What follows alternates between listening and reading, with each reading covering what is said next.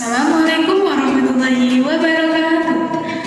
Sebelumnya, perkenalkan, nama saya Dianisa Eka Rahmani, Prodi PGMI, Fakultas Tarbiyah dan Keguruan, UIN Sunan Ampel, Surabaya. Di sini saya semester 4 dan akan menjelaskan tentang pembelajaran keterampilan berbahasa Arab melalui pendekatan komunikatif.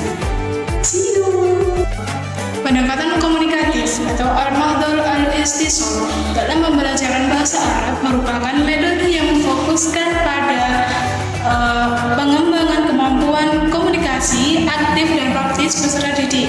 Pendekatan ini menekankan penggunaan bahasa Arab sebagai alat komunikasi dalam berbagai konteks dan situasi kehidupan nyata.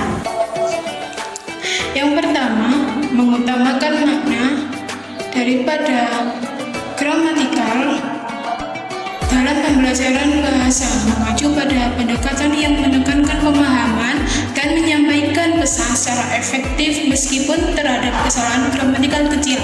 Pendekatan ini didasarkan pada asumsi bahwa tujuan utama komunikasi adalah untuk saling memahami, bukan untuk mencapai kesempurnaan tata bahasa. Yang kedua, aktivitas yang menunjukkan komunikasi sebenarnya atau realitas kecakapan spontan mendorong pelajar untuk terlibat dalam kecakapan spontan tentang topik yang menarik bagi mereka. Pemakaian peran menggunakan permainan peran untuk mensimulasikan situasi komunikasi yang sebenarnya seperti memesan makanan, mengarahkan makanan, atau bernegosiasi harga.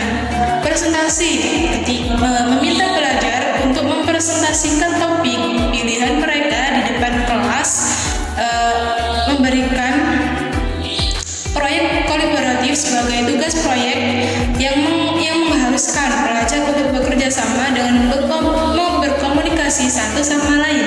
Yang ketiga, peran bahasa pengajar.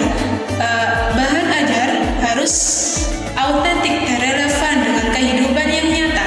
Bahan ajar harus mendorong pelajar untuk menggunakan bahasa secara kreatif, ekspresif. Bahan ajar harus memberikan umpan balik yang konstruktif untuk membantu pelajar peningkatan kemampuan bahasa mereka. Yang pertama yaitu menekankan komunikasi dalam pembelajaran bahasa Arab, berarti menjadikan komunikasi sebagai fokus utama dalam proses belajar mengajar.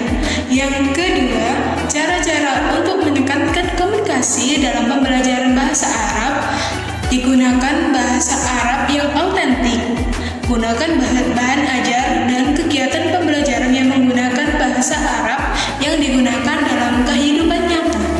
Berikan banyak kesempatan untuk berkomunikasi. Ciptakan banyak peluang bagi pelajar untuk berkomunikasi satu sama lain, baik secara lisan maupun tulisan, menggunakan sebagai metode dan teknik pembelajaran.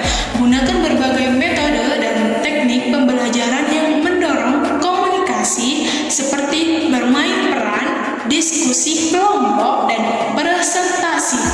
Memberikan umpan balik yang konstruktif.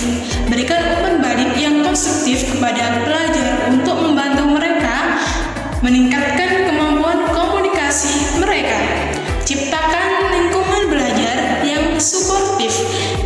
Ciptakan lingkungan belajar yang aman dan suportif di mana pelajar merasa nyaman untuk membuat kesalahan dan belajar dari mereka. Yang ketiga, dalam pembelajaran bahasa Arab penting untuk menciptakan berbagai kegiatan yang mendorong komunikasi aktif antar pelajar. Hal ini bertujuan untuk membantu mereka mengembangkan kemampuan berbicara, mendengarkan, dan membaca dan menulis bahasa Arab secara efektif. Yang terakhir yaitu kesimpulan. Pendekatan komunikatif dalam pembelajaran bahasa Arab telah terbukti efektif dalam meningkatkan kemampuan peserta didik dalam berkomunikasi dengan bahasa Arab secara lisan, tulisan. Pendekatan ini juga dapat membantu peserta didik untuk memahami dan menggunakan bahasa dan Oleh karena itu, pendekatan komunikasi direkomendasikan untuk digunakan dalam pembelajaran bahasa Arab di berbagai tingkatan pendidikan. Terima kasih.